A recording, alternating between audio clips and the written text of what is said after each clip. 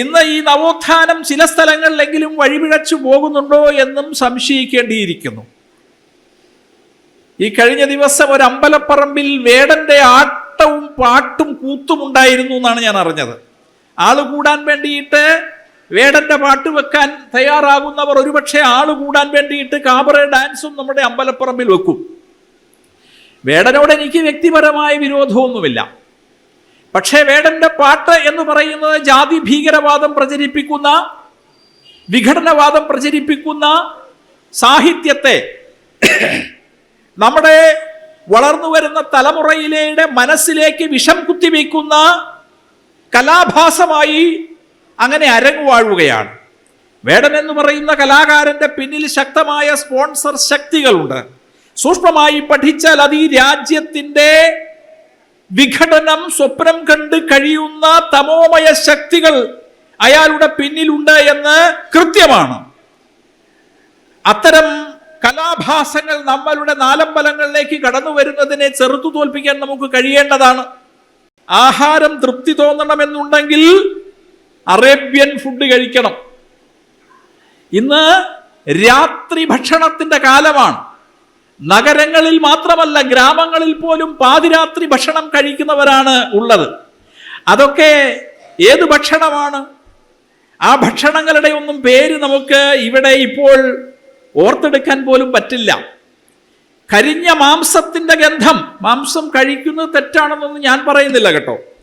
പക്ഷേ കരിഞ്ഞ മാംസത്തിന്റെ ഗന്ധം, രൂക്ഷമായ തീഷ്ണമായ ഗന്ധം നമ്മളുടെ നാസാദ്വാരങ്ങളെ തുളച്ചുകൊണ്ട് കടന്നു പോകുന്നു. നമ്മുടെ തെരുവുകളിലൂടെ സഞ്ചരിക്കുമ്പോൾ ഒരു ശ്മശാനത്തിലൂടെ കടന്നു പോകുന്ന പ്രതീതിയാണ് ഇന്ന് നമ്മുടെ കേരളത്തിലെ തെരുവിലൂടെ വൈകുന്നേരം സഞ്ചരിച്ചാലുള്ളത്.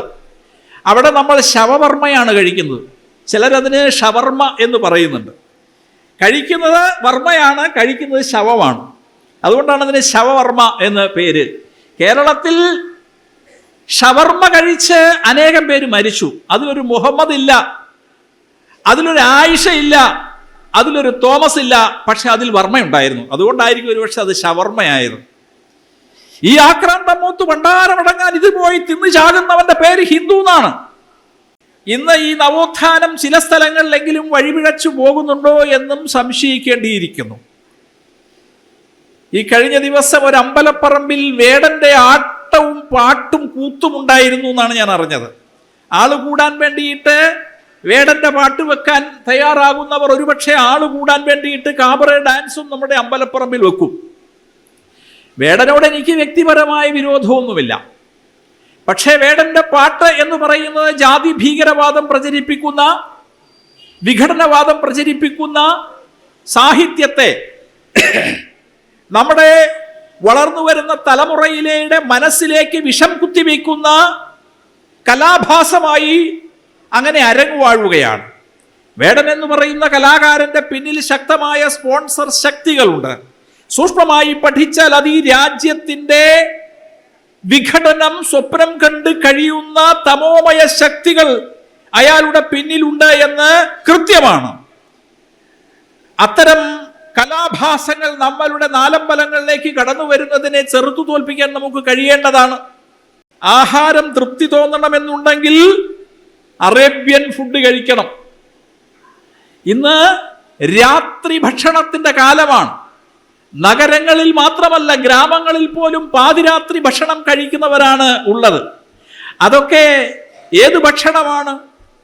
ആ ഭക്ഷണങ്ങളുടെ ഒന്നും പേര് നമുക്ക് ഇവിടെ ഇപ്പോൾ ഓർത്തെടുക്കാൻ പോലും പറ്റില്ല. കരിഞ്ഞ മാംസത്തിന്റെ ഗന്ധം, മാംസം കഴിക്കുന്നത് തെറ്റാണെന്നൊന്നും ഞാൻ പറയുന്നില്ല കേട്ടോ. പക്ഷേ കരിഞ്ഞ മാംസത്തിന്റെ ഗന്ധം, രൂക്ഷമായ തീഷ്ണമായ ഗന്ധം നമ്മളുടെ നാസാദ്വാരങ്ങളെ തുളച്ചുകൊണ്ട് കടന്നു പോകുന്നു. നമ്മുടെ തെരുവുകളിലൂടെ സഞ്ചരിക്കുമ്പോൾ ഒരു ശ്മശാനത്തിലൂടെ കടന്നു പോകുന്ന പ്രതീതിയാണ് ഇന്ന് നമ്മുടെ കേരളത്തിലെ തെരുവിലൂടെ വൈകുന്നേരം സഞ്ചരിച്ചാലുള്ളത്. അവിടെ നമ്മൾ ശവവർമ്മയാണ് കഴിക്കുന്നത്. ചിലരതിന് ഷവർമ്മ എന്ന് പറയുന്നുണ്ട്. കഴിക്കുന്നത് വർമ്മയാണ്, കഴിക്കുന്നത് ശവമാണ്. അതുകൊണ്ടാണ് അതിന് ശവവർമ്മ എന്ന് പേര്.